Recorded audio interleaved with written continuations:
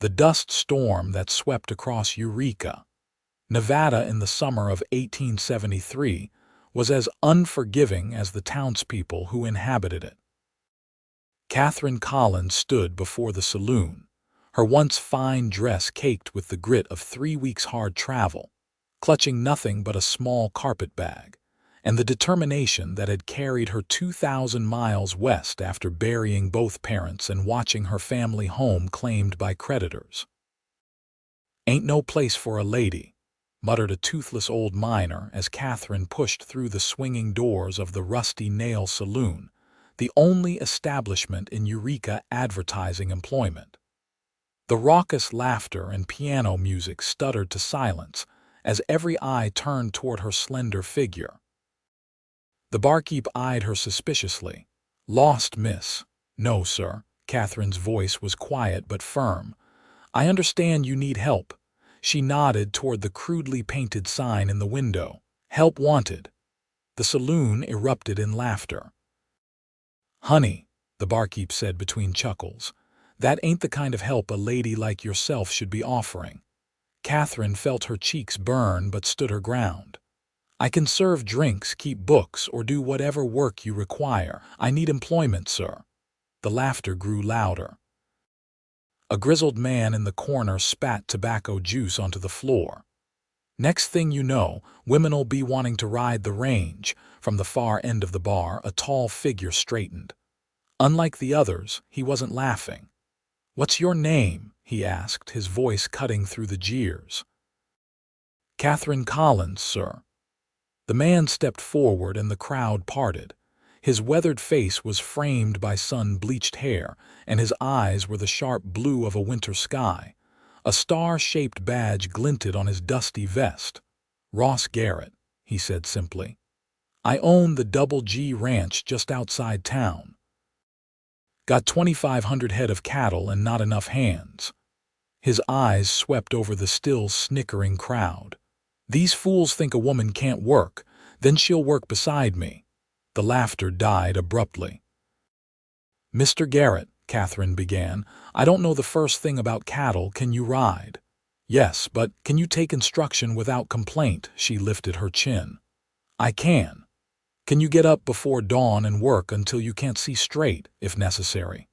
Ross Garrett nodded once. "That's more than half these so-called cowboys can promise. Be at the general store at sunrise. We'll outfit you properly." As he strode out, spurs jingling with each step, the saloon remained silent. Catherine felt dozens of eyes burning into her back as she followed him outside. "Mr. Garrett," she called, hurrying to catch up with his long strides. "Why would you offer me work when you don't know me?" He stopped and turned. In the fading light, his expression was unreadable. "Miss Collins, I judge people by their metal, not their skirts. You walked into that den of wolves alone, head high. That tells me something." He tipped his hat. "Sunrise, don't be late." Catherine watched him walk away, wondering if she'd made the biggest mistake of her life, or found her salvation in this harsh, beautiful country where the mountains touched the sky. Dawn broke over the jagged silhouette of the Diamond Mountains, painting the world in gold and rose. Catherine had spent the night in Eureka's only boarding house, her meager savings enough for a week's lodging at most. She'd slept poorly, plagued by doubts about the arrangement she'd made with the stern-faced rancher. The general store was just opening when she arrived, the shopkeeper raising his eyebrows at her prompt appearance. "You're the gal Ross is taking on." Thought that might have been the whiskey talking. "It wasn't," came Ross Garrett's voice as he ducked through the doorway. "Morning, Miss Collins." "Good morning, Mr. Garrett." Ross turned to the shopkeeper. Henry set her up with work clothes. Denims, boots, gloves, hat, the works. Catherine blinked. "Sir, I can't possibly afford. Consider it an advance against your wages." Ross's tone brooked no argument. "No one works my ranch without proper gear. That's how people get hurt." An hour later, Catherine emerged from the store's back room feeling utterly transformed. The split riding skirt and sturdy shirt felt strange after years of corsets and petticoats, but she couldn't deny the practicality. The leather boots pinched, but Henry assured her they'd break in soon enough. Ross nodded approvingly. "You'll do, mount up." A chestnut mare stood patiently beside Ross's larger stallion. Catherine approached cautiously. "Is this one mine to use? For now. Her name's Penny. She's steady and won't throw you if you treat her right." Ross watched critically as Catherine checked the cinch and mounted smoothly, his eyebrows raised slightly. "Where'd you learn to ride?" "My father taught me. We had a small farm in Pennsylvania before." She left the sentence unfinished. Ross seemed to understand. "It's a long ride to the ranch. We'd best get moving." The Double G Ranch sprawled across a verdant valley 10 miles from Eureka. As they crested the final ridge, Catherine gasped at the sight below, a cluster of buildings surrounded by fenced pastures, with cattle dotting the landscape all the way to the distant hills. "It's beautiful," she murmured. "It's work," Ross corrected, but she caught the pride in his voice. As they approached the main house, a substantial 2-story structure built of pine logs, a weathered old man with a pronounced limp came out to meet them. "About time you got back," he called. "Wilkins says the North herd needs—" He stopped short when he spotted Catherine. "Well, I'll be damned." "Miss Collins, this is Joe Mackey. Been with me since I staked my claim here." Miss Collins will be joining the crew." Joe's bushy eyebrows shot up. "The crew, as in?" "As in working alongside everyone else," Ross said firmly. "Show her to the cabin by the creek. The one we fixed up last spring." Joe looked like he had more to say, but a sharp glance from Ross silenced him. "Yes, sir. This way, miss." The cabin was small but clean, with a bed, table, chair, and pot-bellied stove. A curtained alcove held a washstand and mirror. Though simple, it was far better than Catherine had expected. "Not much, but it's private," Joe said gruffly. "Outhouse is out back. Creek water's clean for washing. Boss must think highly of you. Most new hands bunk in the bunkhouse." "I'm sure he's just being considerate of propriety," Catherine replied. Joe snorted. "Ross Garrett doesn't give 2 hoots about propriety. What he cares about is work getting done and people pulling their weight." He studied her curiously. "What's a lady like you doing here anyway?" Catherine met his gaze steadily. "Trying not to starve, Mr. Mackey." The old man's weathered face softened slightly. "Well, there's worse reasons. Get settled. Dinner bell rings at 6 sharp." He turned to go, then paused. "Word of warning, miss. The boys won't take kindly to you at first. They'll test you, make things harder than they need to be." "I expected as much. Stand your ground. That's the only way to earn respect around here." With that parting advice, he limped away, leaving Catherine alone with her thoughts. True to Joe's prediction, the ranch hands were less than welcoming when Catherine entered the cookhouse that evening. Conversation died as she crossed the threshold, a dozen pairs of eyes regarding her with varying degrees of curiosity, hostility, and amusement. Ross stood from his place at the head of the long table. "Men, this is Miss Collins. She'll be working with us starting tomorrow." His tone suggested this announcement was not open for discussion. A tall cowboy with a scar across his chin laughed. "Doing what exactly?" "Darning our socks." "I was thinking more along the lines of learning to rope, ride, drag, and mend fence like everyone else, Peters," Ross replied evenly. "Unless you'd prefer to take over the laundry duties yourself." That silenced the objection, though the sideways glances and muttering continued throughout the meal. Catherine ate quickly, aware of the tension surrounding her. The food was surprisingly good, hearty beef stew, fresh bread, and apple pie served by a cheerful Mexican woman who introduced herself as Alina. "Don't you mind them," Alina whispered as she refilled Catherine's water glass. They were all new once too. After dinner, Ross beckoned Catherine to follow him outside. The evening was cool, stars beginning to appear in the darkening sky. "You'll start tomorrow with Joe. He'll teach you the basics." Ross's face was hard to read in the gathering darkness. "It won't be easy, Miss Collins. The work is difficult and the men's attitudes will be harder still." "I understand. Do you?" His voice sharpened. "This isn't a game or an adventure. People die out here from carelessness or pride. If at any point you feel you can't handle something, you say so." "That's not weakness, it's good sense." Catherine nodded. "May I ask why you're giving me this chance when it clearly complicates things for you?" Ross was silent for a long moment. 6 years ago, my sister found herself alone in a town not unlike Eureka. No one would give her decent work because she was a woman. He cleared his throat. "She didn't survive the winter." "I'm very sorry," Catherine said softly. "Don't be sorry, be determined." He turned to go, then added, "Breakfast is at 4:30, day starts at 5. Catherine woke before dawn, muscles already protesting from the previous day's long ride. She dressed quickly in her new clothes, splashed water on her face from the basin, and braided her long auburn hair. The morning air held a biting chill as she made her way to the cookhouse, guided by the warm glow of lamplight. Joe Mackey was already at the table, nursing a cup of coffee. "Morning," he grunted. "Sleep well?" "Well enough, thank you."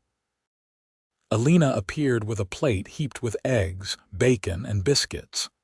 "Eat up, Nina. You'll need your strength." Catherine was halfway through the meal when Ross entered, followed by the rest of the hands. He acknowledged her with a nod before taking his place. The men were quieter this morning, focused more on food than on her presence. After breakfast, Joe led her to the barn. "First thing you need is to know your way around a horse and tack. Can't do nothing on a ranch if you can't ride proper."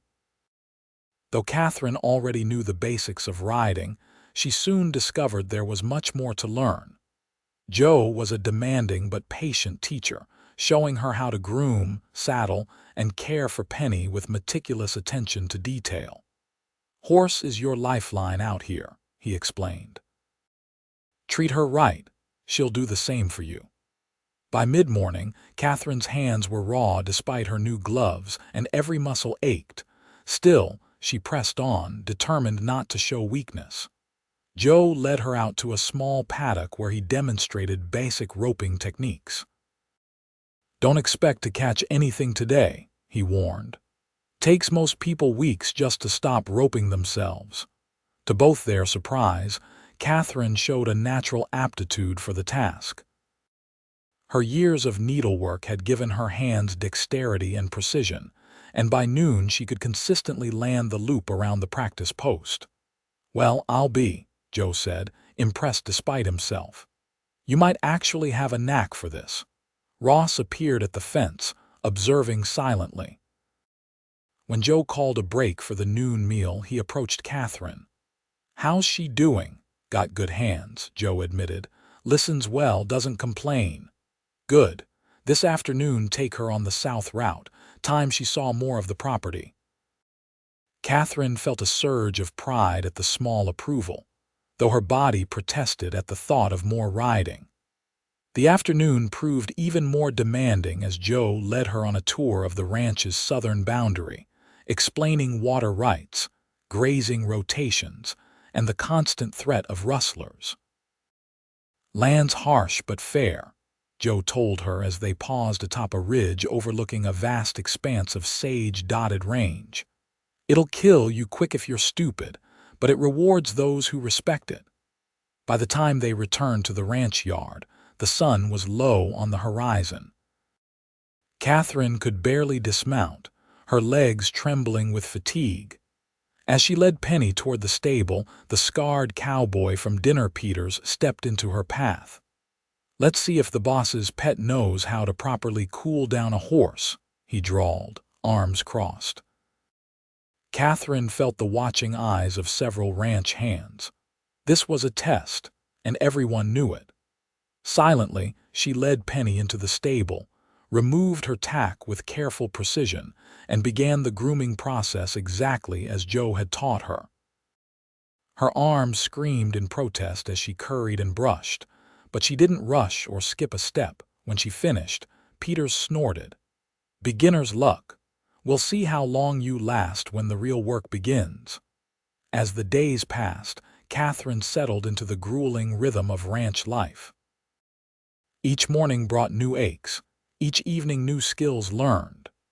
Joe gradually increased her responsibilities, teaching her to mend fences, check cattle for signs of illness, and navigate the vast property without getting lost. Ross remained something of a mystery. He would appear unexpectedly throughout her training, watching silently before moving on to other tasks. He rarely spoke directly to her, but she noticed he interceded subtly whenever the other hand's teasing verged on cruelty. A week into her employment, a spring storm rolled in, turning the ranch yard to mud and sending the cattle seeking shelter in the scattered stands of pine. Catherine woke to the sound of rain hammering on her cabin roof and the distant rumble of thunder. "Perfect day for you to learn about calving," Joe announced when she arrived at the cookhouse.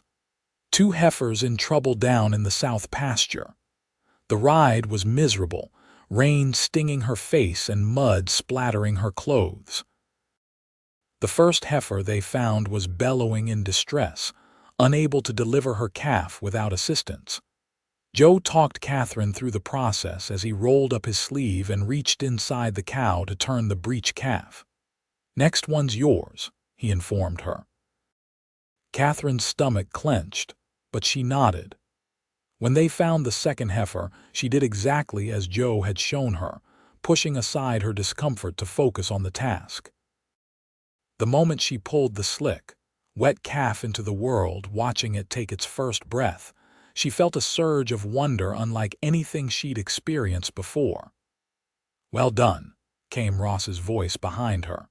She turned to see him dismounting from his horse, his slicker gleaming with rain.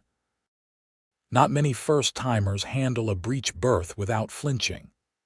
"It needed doing," she replied simply, but couldn't help the smile that spread across her face. Something shifted in Ross's expression, a softening around the eyes, the ghost of an answering smile. For the first time, Catherine saw past his stern exterior to glimpse the man beneath. The storm continued for 3 days, during which Catherine's value to the ranch became increasingly apparent. While some of the men grumbled about the weather and sought refuge in the bunkhouse, she worked tirelessly alongside Joe and Ross, helping distressed cattle, reinforcing shelters, and clearing debris from flooded creeks. On the 4th morning, Catherine woke to sunshine and birdsong. She stepped outside her cabin and breathed deeply, appreciating the fresh, washed scent of the world. Movement near the creek caught her attention. Ross, stripped to the waist, shaving with a straight razor as he looked into a small mirror hung on a tree branch. Catherine knew she should turn away, but found herself transfixed. In the month since she'd arrived at the Double G, she'd come to respect Ross Garrett's fairness and work ethic, but she hadn't allowed herself to notice him as a man. Now, watching the play of muscles across his shoulders as he carefully shaved, she couldn't help but appreciate his physical presence. As if sensing her gaze, Ross glanced up and caught her watching. Instead of anger or embarrassment, a slow smile spread across his face. "Good morning, Miss Collins." Catherine felt heat rise to her cheeks. "Forgive me, I didn't mean to intrude." "No intrusion." He wiped his face with a towel and pulled his shirt back on. "Beautiful morning after all that rain." "It is." She hesitated, then asked, "What's on the schedule today?" "I'm taking you out myself." He buttoned his shirt as he approached. "Time you learned about the northern section. It's rougher country, but the best grazing." Catherine's heart quickened at the prospect of spending the day with Ross. "I'll be ready after breakfast." The northern range was indeed rougher, rocky outcroppings and steep ravines breaking up the rolling grassland. Ross proved to be a different kind of teacher than Joe.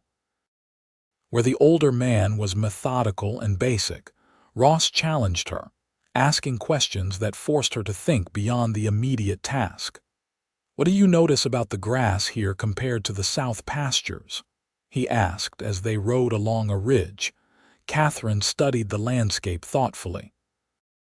"It's more sparse but seems hardier. The cattle look healthier too." Ross nodded approvingly. "Different soil, different elevation. The grass here has deeper roots, more nutrients. That's why we rotate the herds." They stopped for a noon break near a small spring.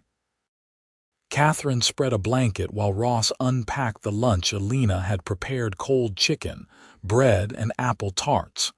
"You've surprised everyone, you know," Ross said as they ate. "Most of the men had you pegged to quit within 3 days." "And what did you think?" Catherine asked, meeting his gaze. "I thought you had fire in your eyes." He took a drink from his canteen. "Still do." The simple compliment warmed her more than it should have. "May I ask you something personal, Mr. Garrett? After you've had your hands inside my cattle, I think you can call me Ross." She smiled. "Ross, then, how did you come to have all this? You're younger than most ranchers with an operation this size." His expression sobered. "My father started it. He came out here in '49 not for gold but for land, built it up from nothing." He paused. "He and my mother died in a flash flood 6 years ago, same year as my sister." "I'm sorry," Catherine said softly. "That must have been devastating." It was. "For a while I thought about selling up, heading back east." His eyes scanned the horizon. "But this land gets in your blood." "Couldn't imagine being anywhere else now." As they continued their ride, Catherine found herself seeing Ross with new eyes. Behind his capable, sometimes gruff exterior was a man who had faced profound loss, but chosen to build something meaningful from it. She recognized in him the same determination that had driven her west after her own parents' deaths. They were examining a boundary fence when Ross suddenly stiffened, raising a hand to signal silence. "Riders," he whispered, nodding toward a distant dust cloud. "And they're not mine." He withdrew a spyglass from his saddlebag and studied the approaching group. "Damn, Harris and his boys." "Who's Harris?" "Owns the big H spread east of here.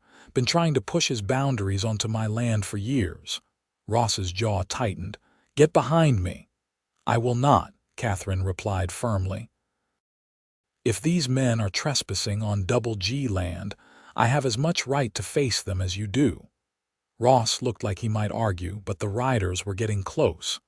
"Fine, but let me do the talking." 5 men approached, led by a heavy-set man with a gray-streaked beard and cold eyes. He reined in his horse a few yards away, studying Catherine with undisguised curiosity before addressing Ross. "Garrett, see you finally got yourself a woman." "She's a ranch hand, Harris," Ross replied evenly. "And you're on Double G land," Harris spat. "According to who? This here's open range." "According to the survey markers and my deed. Your cattle have been pushing into my north pasture again." Harris's eyes narrowed. "You accusing me of something, boy?" "Just stating facts. Move your herd back where it belongs and we won't have trouble." "Or what?" One of Harris's men leaned forward. "There's 5 of us and 2 of you and one's just a woman." Catherine felt Ross tense beside her. The situation was balanced on a knife's edge. Before Ross could respond, she spoke up. "Mr. Harris, I've spent the morning documenting the placement of all survey markers along this boundary." She pulled a small notebook from her pocket, actually her daily work journal, but they didn't need to know that.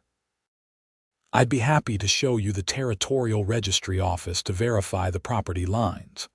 Unless you'd prefer I submit my findings to the sheriff directly."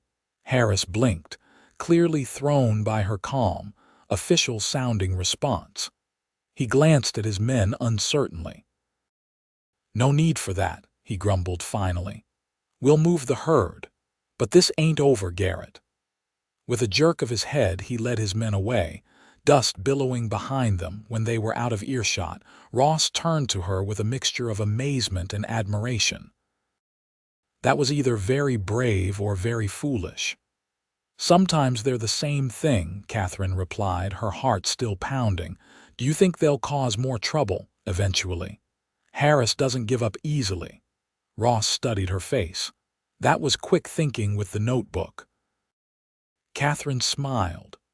My father always said a confident bluff is better than an uncertain truth. Ross laughed, the sound surprising and warm in the afternoon quiet. Your father was a wise man. They rode home as the sun began its descent, talking more freely than they had before. Catherine told him about her childhood in Pennsylvania, her father's small but prosperous farm, and the illness that had claimed both her parents within months of each other. The bank took everything, she explained. I had a choice between marrying a man I didn't love or making my own way. And you chose the harder path. I chose the honest one, she corrected. For me, anyway. As they approached the ranch, Ross slowed his horse. You've earned the men's respect, you know. Even Peters has stopped his complaining. Catherine felt a glow of satisfaction. I'm glad, but that's not why I work hard. I know. Ross's voice had softened. You do it because it's who you are. Their eyes met, and something unspoken passed between them, recognition, understanding, and something more that Catherine wasn't ready to name. The moment stretched until Ross finally broke the gaze, urging his horse forward. Come on. Elena will have dinner waiting. That evening, Catherine noticed a change in the atmosphere at the cookhouse. The men made room for her at the table without hesitation, and several engaged her in conversation about the day's work. Word of her confrontation with Harris had apparently spread. Heard you face down old Harris with nothing but a notebook, said a young hand named Wilkins. Wish I'd seen his face, Catherine smiled. It wasn't quite that dramatic. Sure it was, Ross countered from the head of the table. Harris looked like he'd swallowed his tobacco plug whole. The table erupted in laughter, and Catherine found herself laughing along, feeling for the first time like she truly belonged among these rough, hard-working men. After dinner, Catherine took her usual walk to the creek, enjoying the twilight and the chance for solitude after a day of company. She was surprised when footsteps approached behind her. Mind if I join you? Ross asked. Not at all. They walked in comfortable silence along the creek bank, listening to the gurgle of water over stones and the evening songs of birds settling for the night. I've been thinking, Ross said finally. You've been here over a month now, proven yourself 10 times over. Thank you. I'd like to increase your responsibilities and your pay, he glanced at her. Joe's not getting any younger. He could use help managing the day-to-day operations. Catherine stopped walking, stunned by the offer. Are you making me your foreman, assistant foreman? For now, Ross's eyes held hers. You have a head for details, good judgment, and the men respect you. Those are rare qualities. I don't know what to say. Say yes. A smile touched his lips. Unless you've grown tired of us already. No, she said quickly. I mean, yes, I'd be honored. Ross nodded, satisfaction evident in his expression. Good, we'll start tomorrow. He hesitated, then added, there's something else. Oh. The town's having its Founders' Day celebration this weekend. Dancing, food, the usual festivities. He looked almost boyishly uncertain. I thought you might like to attend. With me. Catherine felt a flutter in her chest. Are you asking me to accompany you socially, Mr. Garrett? I am, Miss Collins. His voice had dropped lower. Though I'd understand if you'd rather not be seen with your employer in such a context. Catherine considered for a moment. In the past weeks, her feelings for Ross had grown complicated. She admired him as a rancher and employer, but increasingly found herself drawn to him as a man. The proper response would be to politely decline, to maintain the boundaries between them. But propriety seemed a distant concern out here, where life was defined by work and character rather than social conventions. "I would be delighted," she said finally. The smile that spread across Ross's face made her heart skip. "I'll have Alina help you with a dress." "Can't have you going to your first Eureka dance in riding clothes." "Are you saying my work clothes aren't fashionable, sir?" she teased. "I'm saying," Ross replied, his voice warm, "that I'd like to see Catherine Collins the woman, not just Catherine Collins the rancher." The intimacy of his words hung in the air between them. For a heartbeat, Catherine thought he might step closer, might even kiss her. Instead, he cleared his throat and gestured back toward the buildings. "It's getting dark. We should head back." As they walked, their hands brushed once, twice, before Ross gently took hers in his. The simple contact sent warmth spreading through Catherine's entire body. Neither spoke, but when they reached her cabin door, Ross raised her hand to his lips in a gesture both old-fashioned and deeply affecting. "Good night, Catherine," he murmured. "Good night, Ross." She watched him walk away, his tall figure gradually disappearing into the gathering darkness. Only when she was inside with the door closed did Catherine press her fingertips to her lips, allowing herself to acknowledge the truth that had been growing within her for weeks. She was falling in love with Ross Garrett. The days leading up to the Founders' Day celebration were filled with a nervous energy Catherine hadn't experienced since girlhood. Alina took charge of creating a suitable dress, altering one of her own holiday gowns to fit Catherine's slimmer frame. "Blue," Alina declared, holding fabric against Catherine's cheek. "To match your eyes, the patron will not be able to look away."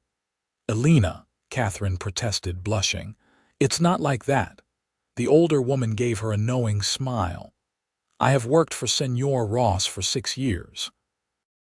Never has he taken a woman to the town dance. Never." She patted Catherine's hand. "Trust Alina. I see how he looks at you when he thinks no one watches." Catherine couldn't deny the thrill that ran through her at Alina's words, though she tried to temper her expectations. Ross was, first and foremost, her employer. Perhaps his invitation was merely kindness, recognition of her isolation from town society. The Saturday of the celebration dawned bright and clear. The ranch hands were given the afternoon off, most planning to ride into town for the festivities. Catherine spent the morning working alongside Joe, checking a section of fence that had been damaged by roaming elk. "Heard you're going to the dance with the boss," Joe commented as they secured the last post. Catherine concentrated on her hammering. "News travels fast. Small ranch." Joe's weathered face creased in a rare smile. "It's good. Ross needs something besides cattle and grass to think about." "We're just friends," Catherine said automatically. Joe snorted. "Sure you are." He turned serious. "Ross is a good man, best I've known, lost too much, too young. Keeps people at arm's length mostly." He gave her a significant look. "Mostly." By late afternoon, Catherine was standing before the small mirror in her cabin, hardly recognizing herself. The blue dress transformed her from ranch hand back to lady, its simple lines emphasizing her slender waist and setting off her auburn hair, which Alina had arranged in an elegant style adorned with a single blue ribbon. A knock at the door made her heart leap. Ross stood on the threshold, and for a moment they simply stared at one another. He had transformed, as well gone were the dusty work clothes, replaced by a crisp white shirt, dark waistcoat, and clean pressed trousers. His hair was neatly combed, his face freshly shaven. "You're beautiful," he said softly. Catherine felt her cheeks warm. "Thank you, you look very handsome yourself." Ross offered his arm. "Shall we?" The ride to town was charged with unspoken awareness. Ross had borrowed Joe's buggy rather than having them ride horseback, and the close quarters intensified Catherine's consciousness of him, the clean scent of his shaving soap, the warmth of his arm against hers, when the road brought them together. Eureka was transformed for the celebration. Lanterns hung from every building, strung across the main street to create a canopy of light. A bandstand had been erected in the town square, where musicians were already playing a lively tune. Tables laden with food lined one side of the square, while a dance floor had been created from wooden planks laid over the dusty ground. As Ross helped Catherine down from the buggy, heads turned. She heard whispers, felt the curious gazes, and understood suddenly that their appearance together was causing a sensation. "Everyone's staring," she murmured. Ross offered his arm again. "Let them. I'm escorting the most beautiful woman in Nevada territory." The evening unfolded like a dream. They ate at tables shared with townspeople and ranchers from outlying properties, many of whom greeted Ross with respect and Catherine with frank curiosity. Ross kept her close, his hand often finding the small of her back as he introduced her around. "Miss Collins works at the Double G," he explained repeatedly, a note of pride in his voice that made Catherine stand taller. "Works?" a banker's wife repeated, scandalized. What kind of work could a lady possibly do on a ranch? "The kind that requires intelligence, courage, and determination," Ross replied smoothly. "Miss Collins is my assistant foreman." The woman's jaw dropped, and Catherine bit back a smile. As darkness fell completely, the music shifted to waltzes and reels. Ross led Catherine to the dance floor, his hand warm around hers. "I should warn you," he said as he took her in his arms, "I'm not much of a dancer." "Then I'll lead," Catherine replied with a teasing smile, but Ross proved better than he claimed, guiding her confidently through the waltz. Catherine felt as though she were floating, anchored only by his strong hands and the intensity of his gaze.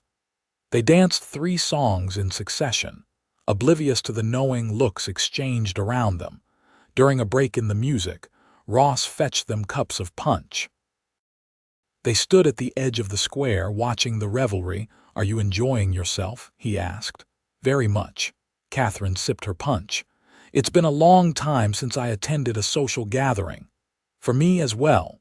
Ross's expression turned reflective. "After my parents and sister died, I didn't see much point in town doings." "And now?" Catherine asked softly. His eyes found hers. "Now I'm remembering there's more to life than work." The moment was interrupted by a loud voice. "Well, if it ain't Garrett and his pretty little ranch hand."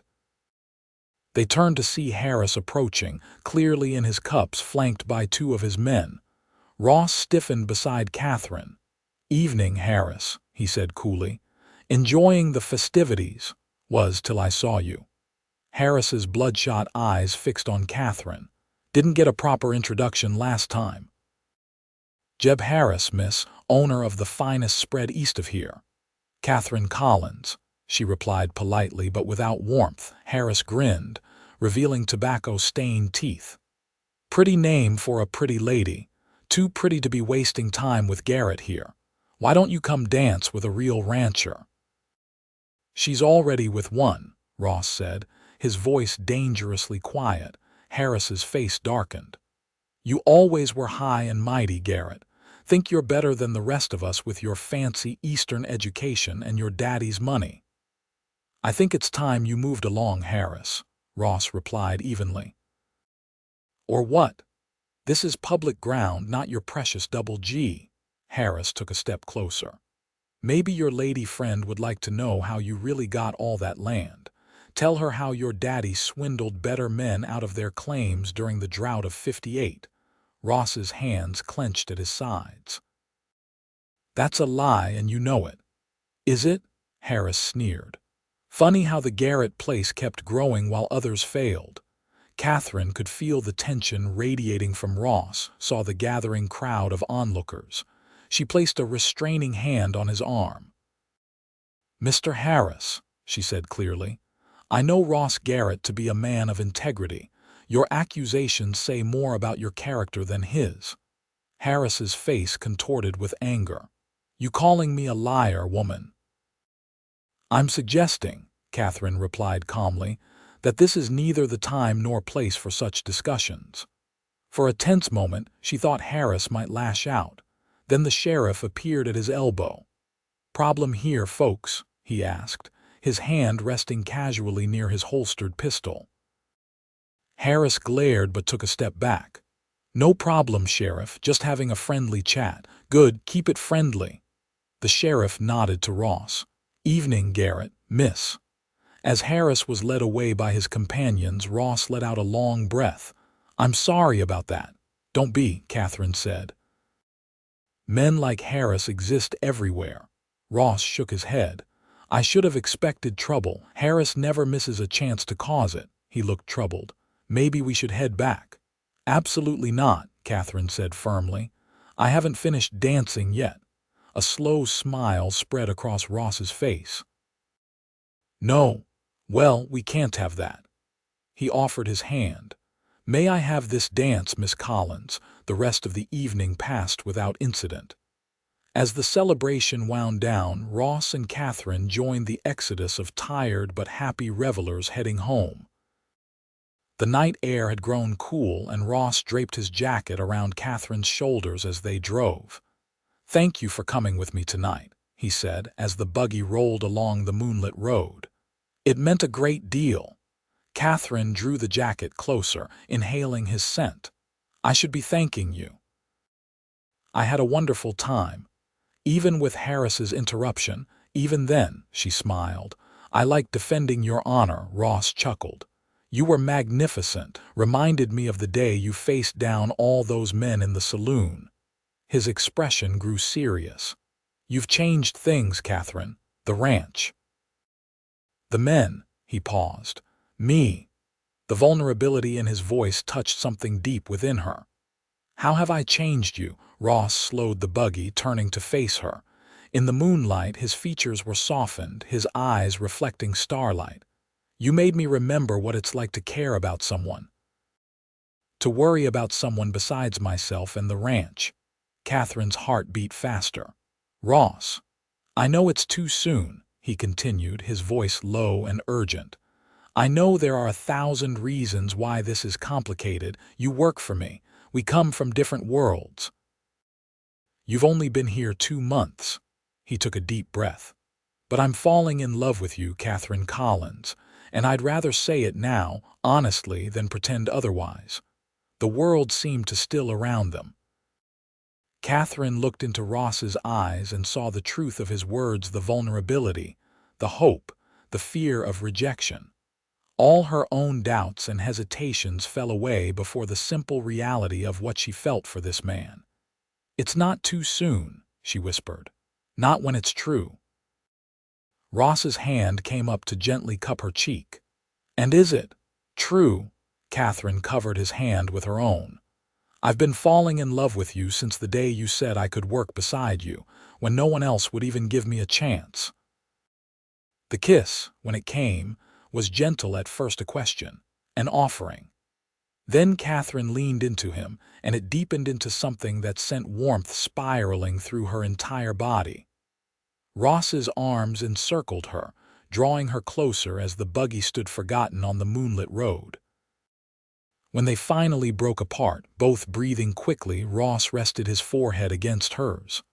"I didn't plan this, you know, when I hired you," Catherine laughed softly. "I should hope not. I was rather dirty and desperate at the time." "You were magnificent," he corrected. "Still are." The rest of the journey back to the ranch passed in a pleasant haze. They talked of simple things, favorite books, childhood memories, dreams, their hands intertwined on the seat between them. When they reached Catherine's cabin, Ross helped her down and walked her to the door. "I should go," he said reluctantly. "Yes," Catherine agreed, though everything in her wanted him to stay. Ross brushed a tendril of hair from her face. "I meant what I said. I love you, Catherine." and I love you." The words felt right, natural, as if she'd been waiting her whole life to say them to this man. He kissed her once more sweetly before stepping back. "Good night. I'll see you tomorrow." "Tomorrow," she echoed, watching him walk away into the night. As spring turned to summer, Catherine and Ross's relationship deepened alongside her growing responsibilities at the ranch. The men accepted their courtship with minimal fuss, a few good-natured jokes, quickly silenced by Ross's stern glance or Catherine's raised eyebrow. In late July, Ross took Catherine to his favorite spot on the property, a high meadow overlooking the entire valley, where wildflowers grew in riotous profusion, and a stand of aspen trees provided dappled shade. They spread a blanket beneath the trees and shared a picnic lunch. "I've been thinking," Ross said as they lay side by side, watching clouds drift across the impossibly blue sky. "A dangerous pastime," Catherine teased. He rolled onto his side to look at her. "Marry me." Catherine sat up, startled by the abrupt proposal. "What?" Ross sat up too, taking her hands in his. "I'm not doing this right." He took a deep breath. "Catherine Collins, I love you more than I thought possible.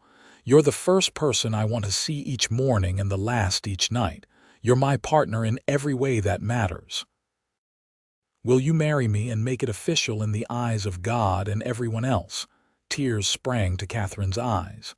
"Yes," she whispered. "Yes, I'll marry you." Joy broke across Ross's face like sunrise. From his pocket, he produced a small velvet box. "It was my mother's," he explained as he opened it to reveal a delicate gold ring set with a single pearl. "Like you, she was strong and beautiful and practical." As he slid the ring onto her finger, Catherine felt a profound sense of rightness. This was where she belonged beside this man, on this land that had become her home. "When?" she asked, admiring the ring's simple elegance. "As soon as possible," Ross replied. "Unless you want a big Eastern-style wedding with all the trimmings." Catherine shook her head. "Just us, our people, and the minister is all I need." They were married 3 weeks later on the front porch of the main house, with Joe standing up for Ross and Alina for Catherine. The entire ranch turned out for the celebration that followed. Even Peters, who presented them with a hand-carved set of wooden spoons he'd made himself. "For your kitchen, madam," he said gruffly. Figured the boss's wife should have proper tools. Catherine embraced the startled cowboy. "Thank you, Peters, and I'm still working beside both of you tomorrow when we start the fall roundup." Peters grinned. "Wouldn't have it any other way, Mrs. Garrett." The name sent a thrill through Catherine. Mrs. Garrett, Ross's wife, mistress of the Double G Ranch.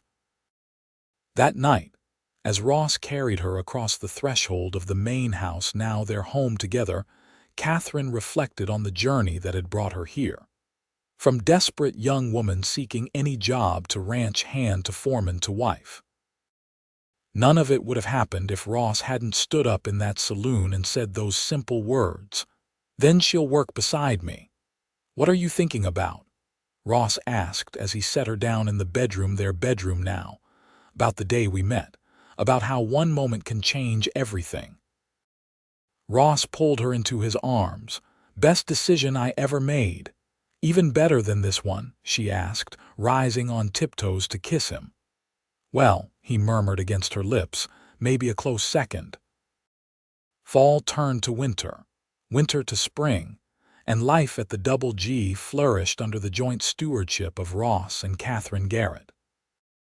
Catherine proved as adept at managing the business side of ranching as she was at the physical work, introducing new record-keeping systems, and negotiating better prices for their beef with buyers in San Francisco. Their happiness seemed complete when, a year after their wedding, Catherine discovered she was expecting a child.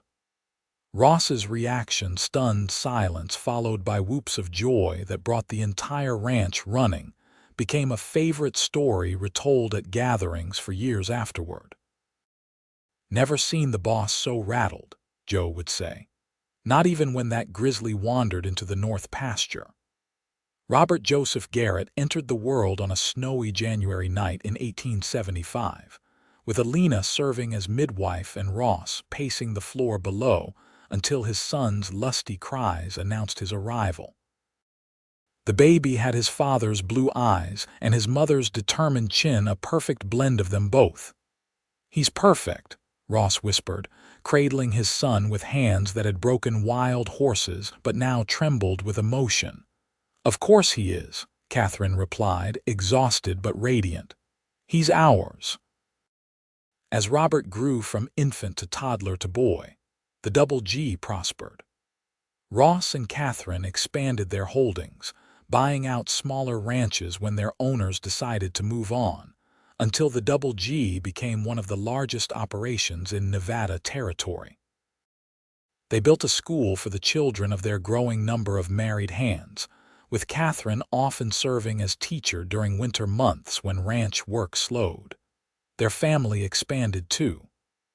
Rebecca, Alina joined them 2 years after Robert, followed by Michael Ross 2 years after that.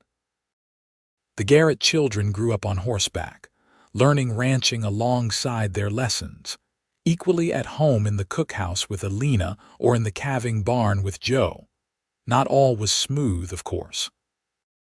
Harris continued his antagonism, culminating in a serious attempt to divert water from Double G land during a particularly dry summer. The ensuing legal battle dragged on for months, straining both finances and patience. "Maybe we should sell the northern section," Catherine suggested one night as they pored over account books. "End this fight once and for all." Ross looked up sharply. "Surrender to Harris, that's not like you. It's not surrender, it's choosing our battles." She gestured to where their children slept. "I'm tired of living with this cloud hanging over us, over them." Ross was silent for a long moment. "You're right," he said finally. "As usual." He took her hand.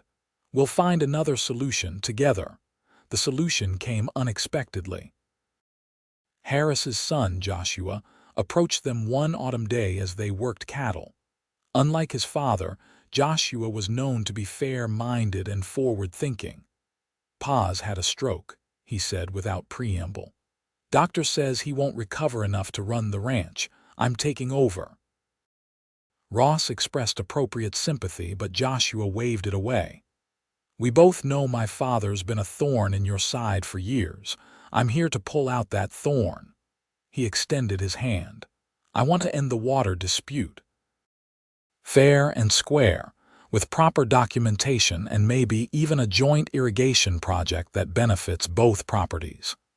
The relief that washed over the Double G was palpable. With their most persistent problem resolved, Ross and Catherine could focus on other challenges like the railroad that threatened to bypass Eureka entirely, potentially devastating the town's economy. "We need to convince them to route through here," Ross said at a town meeting.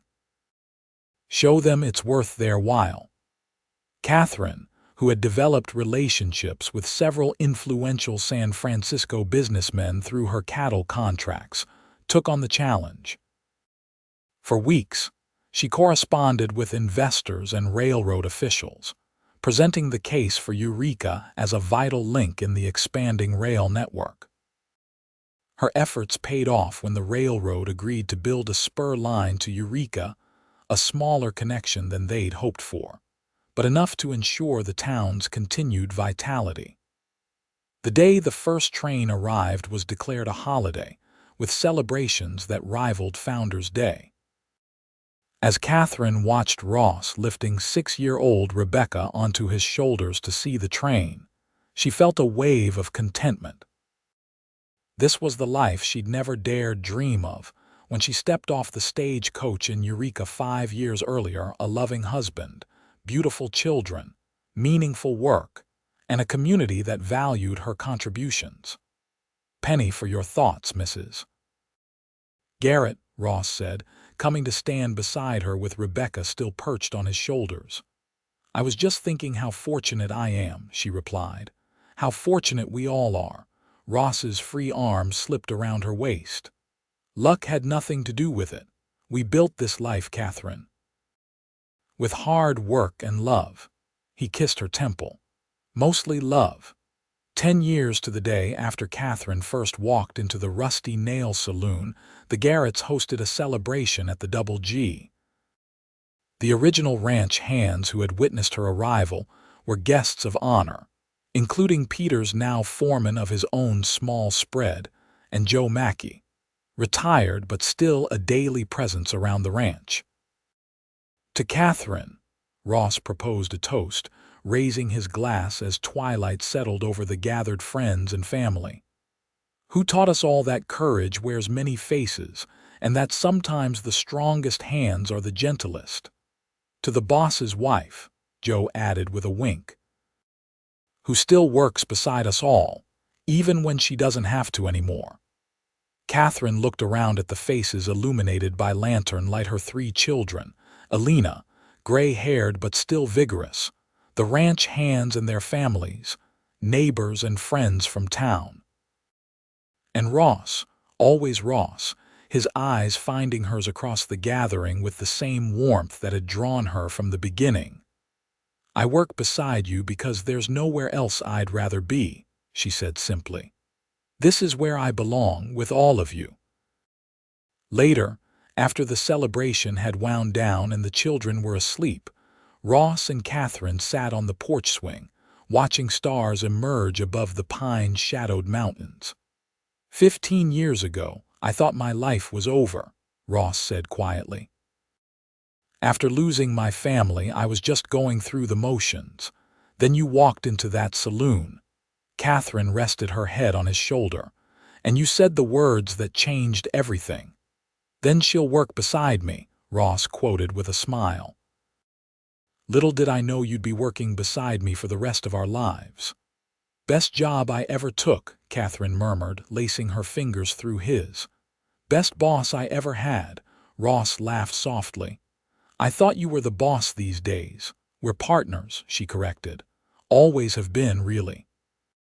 As night deepened around the Double G ranch, Catherine thought about the desperate young woman who had once stood in a dusty saloon, facing down laughter and scorn. That woman could never have imagined the life awaiting her, the love, the family, the sense of purpose and belonging. One moment, one decision, one man willing to see beyond convention, that was all it had taken to set her on this path. And though the journey hadn't always been easy, every step had led her home. I love you, Ross Garrett, she whispered. His arm tightened around her. And I love you, Catherine Garrett. Yesterday, today, and all our tomorrows. Together they watched the moon rise over the land they both loved, the land they had shaped, and that had shaped them in return. Behind them, the house stood solid and welcoming, filled with sleeping children and memories both bitter and sweet. Before them stretched the future as vast and promising as the Nevada sky above.